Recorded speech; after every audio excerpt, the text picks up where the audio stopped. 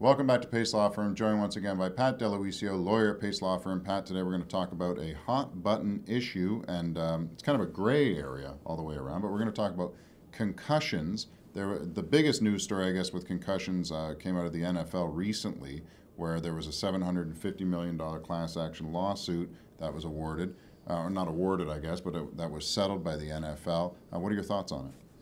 It was a settlement. It wasn't an award. They came to a $750 million settlement.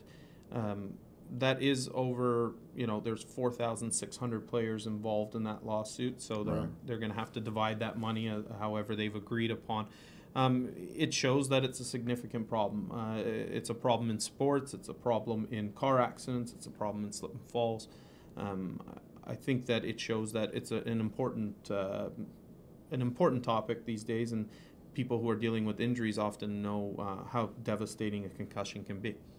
What about people watching this video right now? If they have a loved one that's been involved in a sports-related injury, can they expect to sue a league or sue the team and then get compensation for their injuries, or what's the story? Suing a league or a conference or a school, that can be quite difficult. Oftentimes when you join organized sports, you're signing waivers, you are assuming some inherent risk depending on the sport. A sport like football specifically obviously has a lot of contact, so there is some inherent risk. However, it really depends on the situation. It depends on if the injury was sustained within the confines of the rules of the game. I mean, people remember the Todd Bertuzzi story in the NHL where that was clearly not in the rules of the game, and he was sued civilly for his actions. Really depends. So it's best to contact a lawyer to find out, if you have an action or not. Describe, I know that you wrote a blog piece on this as well, and just for someone who may not know the ins and outs of it beyond just getting hit in the head or something, describe what happens in a concussion. So, there are many symptoms that can lead you to know that you have a concussion. I mean, the best thing to do is if you receive a blow to the head or you hit your head in any way, to go see a doctor or a hospital. Things to look out for other than, headaches and dizziness. Often you'll vomit, through the course of the night. You'll have fatigue, extra fatigue, a general sense of malaise or fuzziness. These are signs of concussions.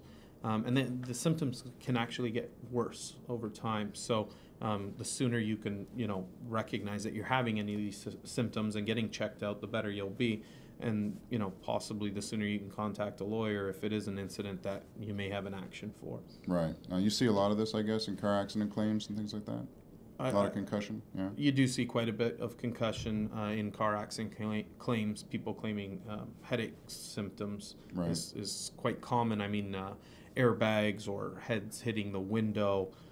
Even in slip and falls, you see it quite often because unfortunately you don't always control yourself on the way down, and people hit them back of their heads on ice or on a curb or wherever the fall may happen. So you do see quite a bit of concussion and the symptoms. What about people that worry that they may not be able to prove it? I mean, because it's not a broken bone or something like that, can you still help people out if they say, you know what, no one believes me, things like this?